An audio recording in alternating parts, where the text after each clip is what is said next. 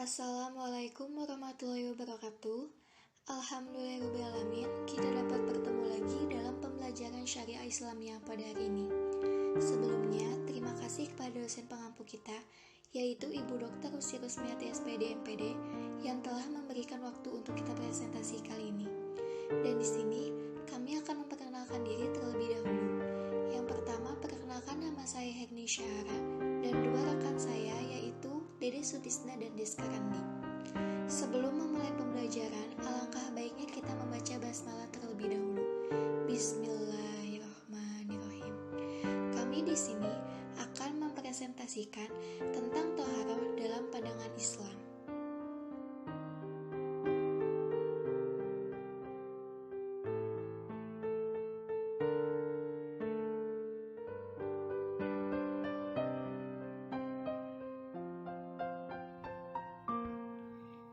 Bismillahirrahmanirrahim. Assalamualaikum warahmatullahi wabarakatuh. Alhamdulillah, pada kesempatan kali ini saya ingin menjelaskan tentang thaharah dan beberapa hal yang berkaitan dengan thaharah. Pertama, ada pengertian thaharah. Secara bahasa, thaharah artinya membersihkan kotoran, baik kotoran yang berwujud maupun yang tak berwujud. Berwujud di sini dalam artian kotoran tersebut dapat dilihat oleh mata dan dapat disentuh, seperti misalnya kotoran hewan atau kencing hewan, bangkai, dan lain sebagainya. Maupun yang tak berwujud. Nah, yang tak berwujud di sini dapat diartikan bahwa kotoran ini berupa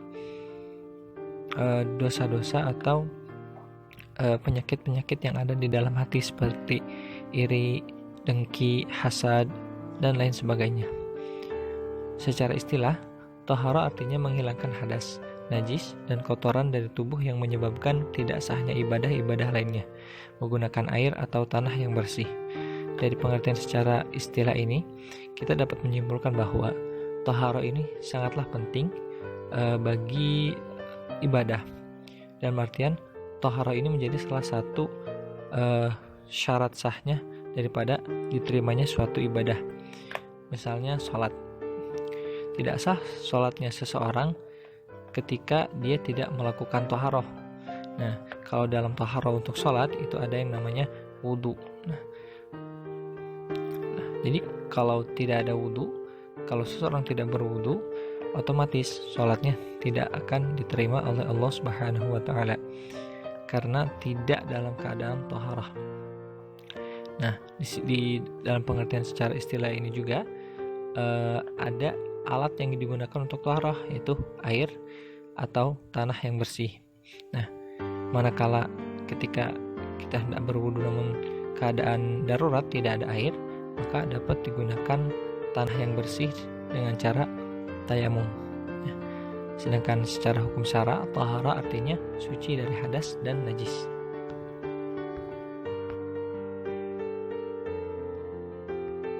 Selanjutnya ada dasar hukum diwajibkannya thaharah. Thaharah hukumnya wajib sebagaimana Allah Subhanahu wa Ta'ala berfirman dalam Quran surat Al-Maidah ayat 6. A'udzubillahi minasyaitonirrajim. Bismillahirrahmanirrahim. Ya ayyuhalladzina amanu idza qumtum ila sholati faghsilu wujuhakum wa aydiyakum ilal marafiqi wamsahu biru'usikum wa arjulakum ilal ka'bayn. Artinya, hai orang-orang yang beriman, apabila kalian hendak mengerjakan sholat, maka basuhlah muka kalian dan tangan kalian sampai dengan siku, dan sapulah kepala kalian dan basuh kaki kalian sampai dengan kedua mata kaki. Quran surat Al-Maidah ayat 6. Nah, di dalam ayat ini dapat kita simpulkan bahwa thaharah itu amatlah penting dan diwajibkan oleh Allah Subhanahu wa Ta'ala, di mana thaharah ini menjadi salah satu syarat wajib untuk diterimanya suatu ibadah, di mana thaharah ini menjadikan suatu ibadah dapat diterima atau ditolak. Seperti dalam ayat ini dijelaskan ketika seseorang muslim yang beriman hendak melaksanakan sholat, hendaknya ia melakukan wudhu terlebih dahulu, dari mulai membasuh muka, mencuci tangan sampai siku, menyapu kepala, dan menyuci kaki sampai mata kaki. Nah, ini merupakan rukun-rukun daripada wudhu, di mana menjadi syarat-syarat terimanya sholat seseorang. Ulama-ulama pun pernah berkata bahwa kualitas wudhu seseorang itu akan mempengaruhi kualitas sholatnya. Jadi perbaikilah wudhu, insya Allah kualitas sholat kita pun akan meningkat.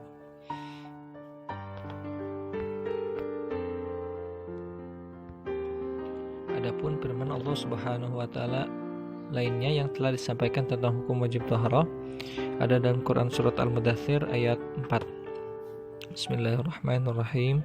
Wa thiyabaka fatahhir, yang artinya dan pakaianmu bersihkanlah. Ketika kita hendak melaksanakan sholat, bukan hanya diri kita saja yang harus bersih dan suci, akan tetapi meliputi pakaian serta tempat. Ya, jadi ketika walaupun jiwa kita bersih atau badan kita bersih, akan tetapi pakaian dan tempat kita untuk sholat itu tidak bersih, maka itu menjadi salah satu sebab sholat kita tidak diterima oleh Allah Subhanahu wa taala. Nah, lalu ada Quran surat Al-Baqarah ayat 222. Bismillahirrahmanirrahim. Innallaha yuhibbut tawwabin wa yuhibbul mutatahhirin.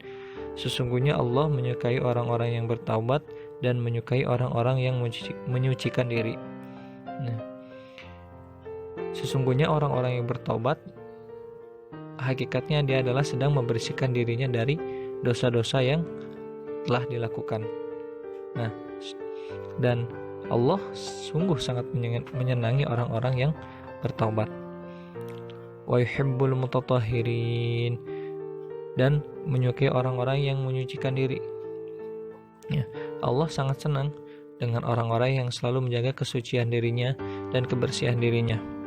Maka oleh karena itu, agar kita bisa disukai dan dicintai oleh Allah, hendaknya kita selalu menjaga kesucian dan kebersihan diri kita, baik jasmani maupun rohani.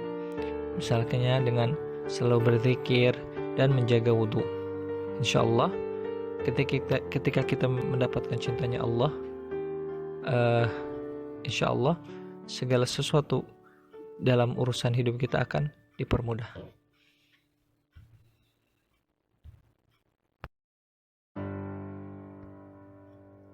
Selanjutnya ada jenis-jenis taharah.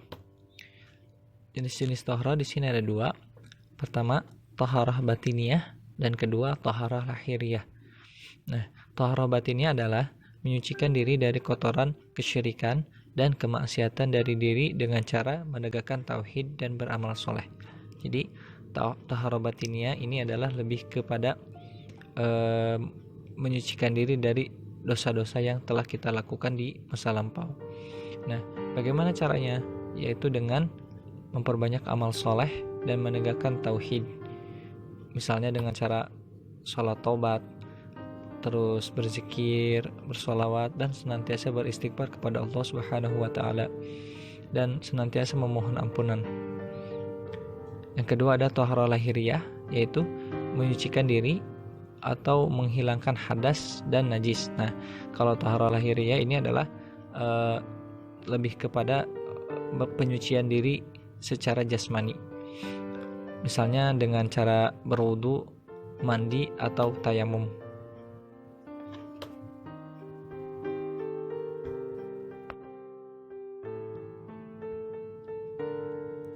Nah, ada juga macam-macam taharah. Pertama, taharah ma'nawiyah, yaitu taharah ma'nawiyah merupakan bersuci rohani, misalnya membersihkan segala penyakit hati, yaitu iri, dengki, riya, dan lainnya. Nah, ini hampir sama dengan taharah batiniyah, bahwa penyucian diri dalam hal diri kita, dalam hal hati ya, agar terhindar dari sifat iri, dengki, riya. Nah, caranya seperti tadi. Pertama, tentu kita harus mengetahui bahaya daripada iri, dengki, dan ria, bahwa Allah sangatlah membenci sifat-sifat jelek tersebut, dan kita senantiasa mencoba untuk menghindarinya dengan memperbanyak amal soleh, menguatkan sholat, karena sungguh di dalam ayat Al-Quran disebutkan bahwa as-sholatu tanha anil fahsya'i wal munkar, sesungguhnya sholat itu mencegah perbuatan keji dan munkar. Oleh karena itu, ketika seseorang memperbaiki sholatnya, hakikatnya ia adalah sedang memperbaiki segala sendi kehidupannya. Yang kedua ada taharah hissiyah. Taharah hissiyah adalah bersuci jasmani atau membersihkan bagian tubuh dari sesuatu yang terkena najis ataupun kotoran maupun hadas kecil dan besar. Nah, ini hampir sama dengan taharah jasmani. Jadi lebih kepada pembersihan badan kita secara fisik dari berbagai macam jenis kotoran. Misalnya kalau hadas kecil kita bisa hilangkan dengan berwudu, kalau hadas besar kita bisa hilangkan dengan mandi besar atau mandi wajib.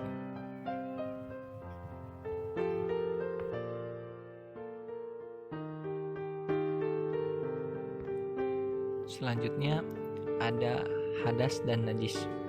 Nah, pengertian daripada hadas adalah suci setelah berwudu, mandi, dan tayamum. Nah, hadas sendiri terbagi menjadi dua, yaitu hadas kecil dan hadas besar. Nah, jadi hadas ini dapat diarti menurut Kamus Besar Bahasa Indonesia, hadas adalah keadaan tidak suci pada diri seorang muslim yang menyebabkan ia tidak boleh sholat, tawaf, memegang mushaf, dan lain sebagainya. Nah, ada dua jenis hadas di sini. Ada hadas kecil, yaitu hadas yang dapat dibersihkan dengan cara berwudu. Ya. Nah, hadas kecil ini disebabkan oleh misalnya, buang air kecil, buang air besar, dan misalnya kentut, ya. Itu otomatis akan membatalkan wudu dan diwajibkan untuk berwudu kembali ketika akan melaksanakan sholat. Kedua, hadas besar. Hadas besar adalah hadas yang diwajibkan kepada seorang muslim untuk mandi besar atau mandi wajib. Ya. Kenapa hadas besar ini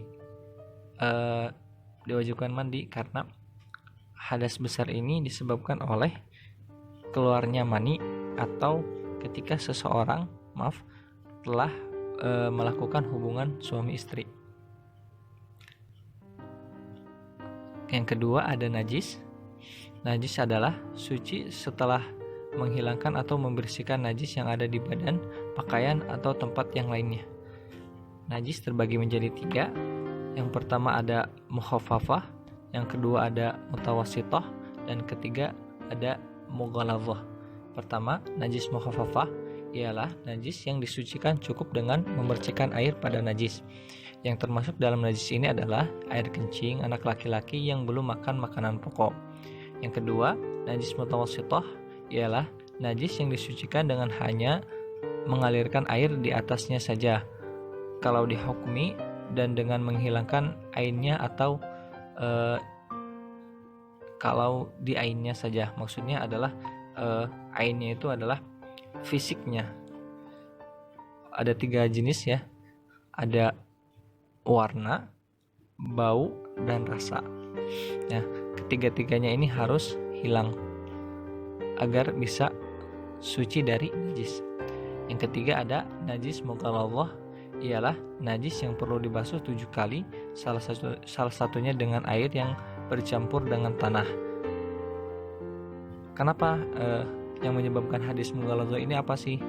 Yaitu jilatan, bisa berupa jilatan anjing, babi, ataupun hewan-hewan yang najis lainnya.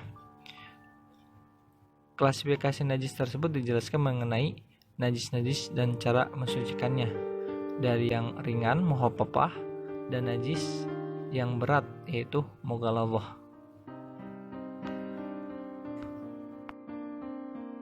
Bentuk-bentuk toharoh. Bentuk-bentuk toharoh itu sendiri dibagi menjadi 3 bagian.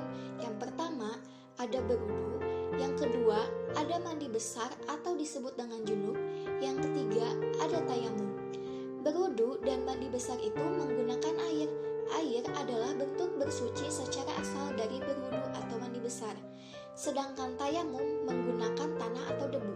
Tanah atau debu adalah pengganti air ketika tidak ada air ataupun sedang berhalangan menggunakan air itu sendiri. Bagaimanakah tata cara toharo tersebut? Nah, yang pertama ada berwudu.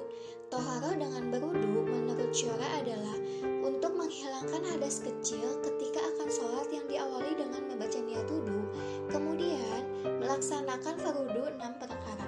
Fardu wudu 6 perkara diantaranya, yang pertama ada niat, yang kedua ada membasuh seluruh muka, yang ketiga membasuh kedua tangan sampai siku, yang keempat mengusap sebagian rambut kepala, yang kelima membasuh kedua belah kaki sampai mata kaki, yang keenam tertib, artinya mendahulukan mana yang harus didahulukan dan mengakhiri mana yang harus diakhiri.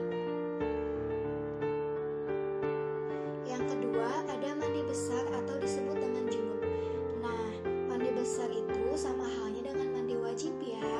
Mandi wajib merupakan syarat mutlak ketika bersuci, yaitu dengan mengalirkan air ke seluruh tubuh dari ujung kepala sampai ujung kaki. Caranya, yang pertama membaca niat harus dibarengi dengan menyiram tubuh menggunakan air secara merata. Dan yang kedua, mengguyur seluruh bagian luar badan tak terkecuali rambut dan bulu-bulunya.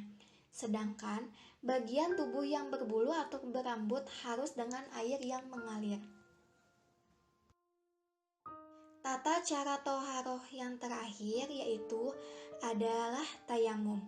Syarat tayamum yaitu menggunakan tanah yang suci, tidak tercampur benda lain, lalu diawali niat. Setelah membaca niat, dilanjut dengan meletakkan dua belah tangan ke atas debu, misalnya debu pada kaca atau tembok, dan usapkan ke muka sebanyak 2 kali. Dilanjut mengusap dua belah tangan hingga siku sebanyak 2 kali, dan memindahkan debu kepada anggota tubuh yang diusap.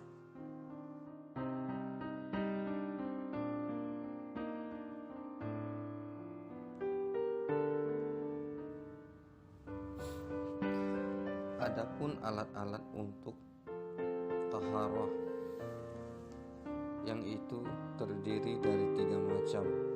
Yang pertama air, yang kedua tanah dan debu yang suci, yang ketiga batu atau benda keras yang suci.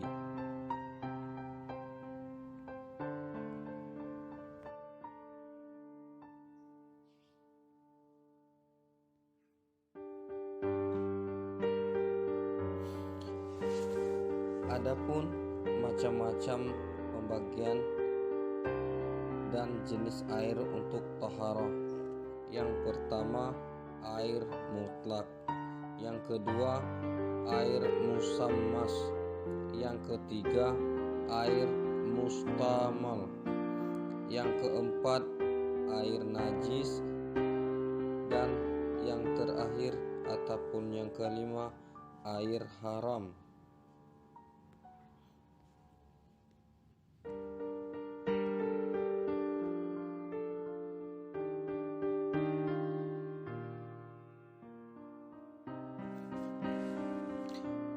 Yang pertama air mutlak. Air mutlak yaitu air yang suci lagi mensucikan dan makruh untuk bersuci. Air mutlak ini bisa menghilangkan hadas dan najis.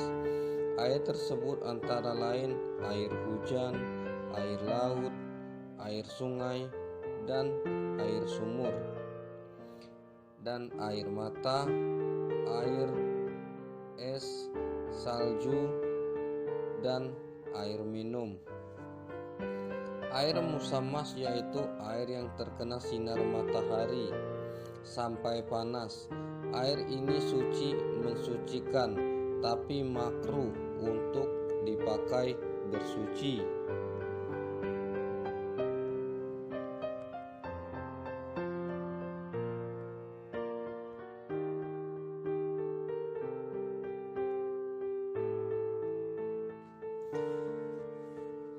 Air mustamal yaitu air yang telah dipakai untuk bersuci. Air ini suci tapi tidak mensucikan. Tidak boleh dipakai untuk bersuci, tetapi kalau berubah rasa dan baunya masih tetap suci. Air najis yaitu air yang terkena najis kemasukan najis, sedangkan jumlahnya kurang dari 2 kulah ataupun lebih kurang 200 liter, maka tidak dapat mensucikan. Air haram yaitu air yang diperoleh cara mensucikan gasbab atau mengambil tanpa izin, sehingga air tidak dapat mensucikan.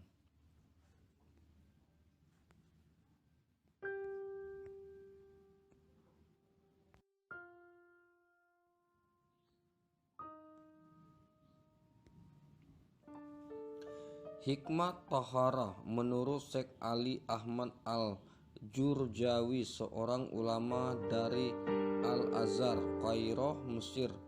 Hikmah melakukan taharah antara lain menjadikan malaikat senang dan mendekat. Yang kedua, tidak mengganggu orang lain. Yang ketiga, membersihkan diri. Yang keempat, menghilangkan kemalasan. Yang kelima, membersihkan diri dari maksiat.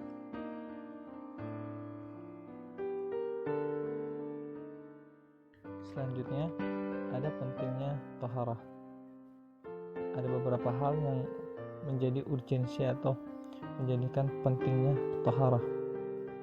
Pertama, taharah merupakan syarat sahnya sholat. Yang kedua, pelaksanaan sholat disertai dengan taharah merupakan bentuk pengagungan kepada Allah Subhanahu wa Ta'ala. Yang ketiga, Allah Subhanahu wa Ta'ala telah menyanjung dan mencintai orang-orang yang bersuci dan sudah tercantum dalam ayat Al-Quran. Dalam Quran Surat Al-Baqarah ayat 222. Yang keempat, jika kurangnya perhatian dalam menjaga kebersihan dari najis menjadi salah satu sebab datangnya siksa dalam kubur. Alhamdulillahirrahmanirrahim, presentasi Syariah Islamiyah pada kali ini berjalan dengan lancar. Alangkah baiknya kita membaca hamdalah bersama-sama. Alhamdulillahirrahmanirrahim. Sebelum menutup presentasi kali ini, kami di sini ingin meminta maaf bila ada kekurangan atau kesalahan dalam presentasi, karena kami masih dalam tahap belajar. Wabillahi taufiq wal hidayah. Wassalamualaikum warahmatullahi